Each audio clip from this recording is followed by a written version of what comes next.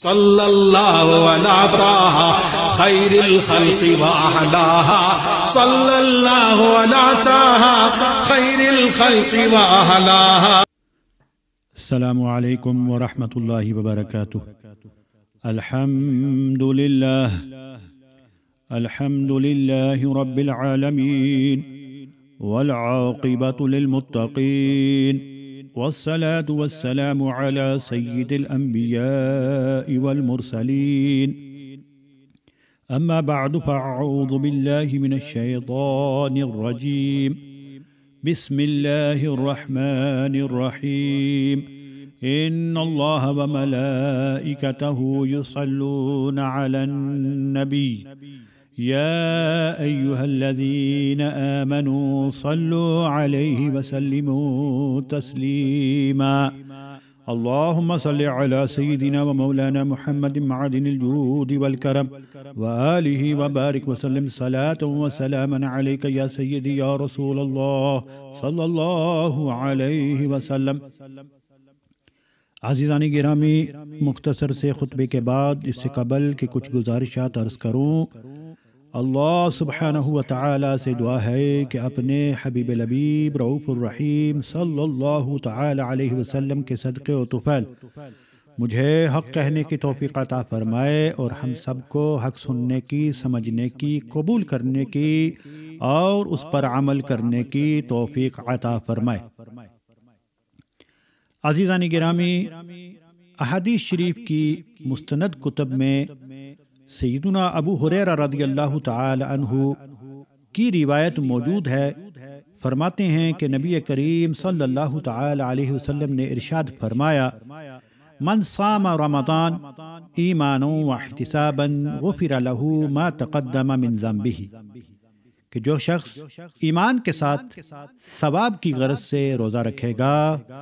تو اس کے اگلے گناہ بخش دیے جائیں گے۔ عزیزان گرامی، اس حدیث شریف پر غور فرمائیں کہ کس انداز سے نبی کریم رؤوف الرحیم صلی اللہ تعالی علیہ وسلم کو مختار ماننے والے اور مختار ماننے والوں پر فتوائے شرک جھڑنے والے سبھی مانتے ہیں اور بیان بھی کرتے ہیں، لیکن ذرا ہوش سے کام لیا جائے تو نبی کریم رؤوف الرحیم صلی اللہ تعالی علیہ وسلم کا اختیار ثابت ہو رہا ہے۔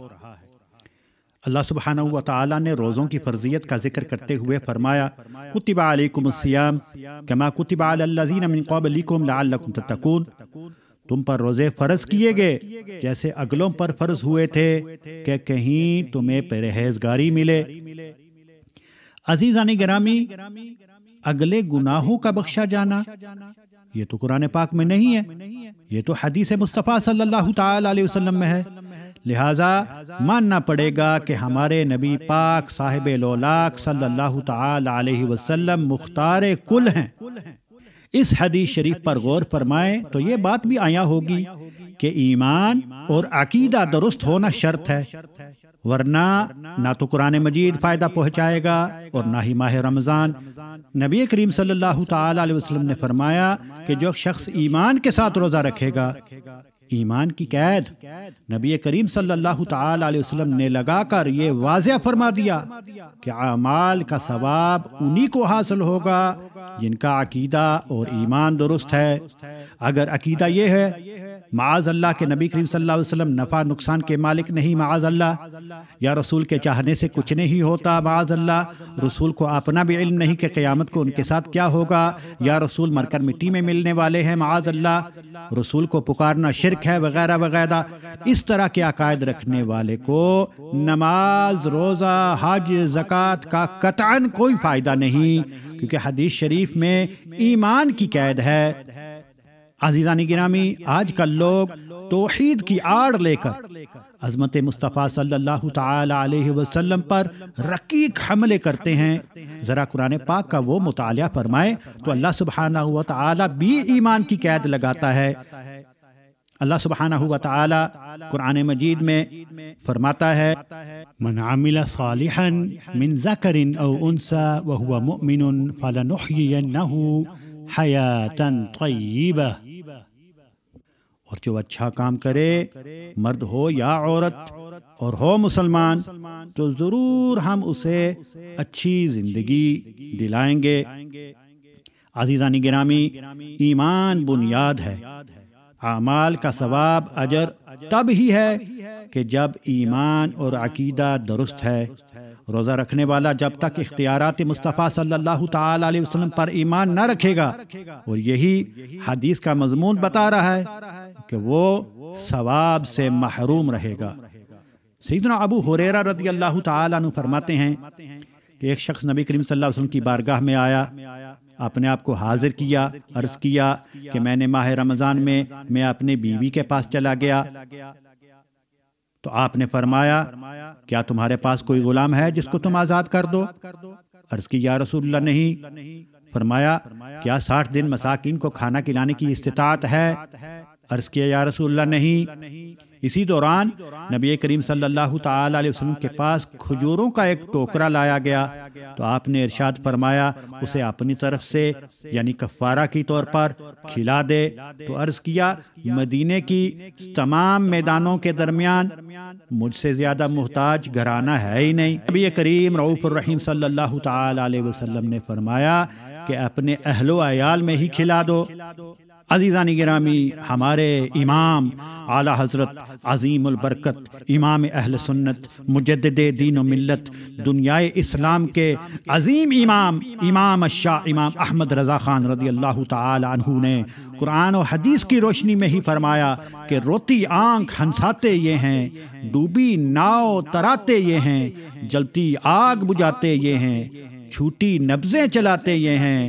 رب ہے معطی یہ ہیں قاسم، رزق اس کا ہے کھلاتے یہ ہیں، اس کی بخشش ان کا صدقہ دیتا وہ ہے دلاتے یہ ہیں، انا اعطیناک الکوثر ساری کثرت پاتے یہ ہیں۔ عزیزان گرامی، اس حدیث شریف سے یہ بھی معلوم ہوا کہ صحابہ کرام رضوان اللہ تعالی عنہم اجمعین کو جب کوئی بھی مشکل درپیش آتی تو وہ محبوب پاک صلی اللہ تعالی علیہ وسلم کے در اقدس پر حاضری دیتے۔ صحابی کو روزے کا کفارہ معلوم ہے،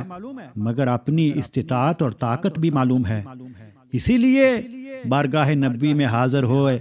اور ایسے حالات میں حاضر ہونا اس کی دلیل ہے کہ اس کا عقیدہ یہ ہے کہ ہمارے آقا کریم صلی اللہ تعالی علیہ وسلم بے کسوں کے کس اور بے بسوں کے بس، بے چاروں کے چارہ ساز، حاجت مندوں کے حاجت روا، نبی مختار کل ہیں،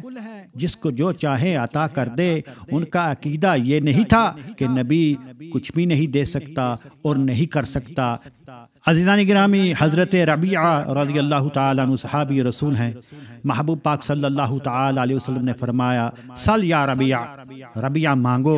تو حضرت ربیعہ رضی اللہ تعالیٰ نے جو عرض کیا اس کو بغور سنیے اور عقیدہ اہل سنت والجماعت کی حقانیت پر یقین رکھیے۔ حضرت ربیعہ نے عرض کیا یا رسول اللہ صلی اللہ تعالیٰ علیہ وسلم، میں آپ سے جنت میں آپ کی رفاقت یعنی ساتھ مانگتا ہوں۔ فرمایا انی اسألک، میں آپ سے مانگتا ہوں۔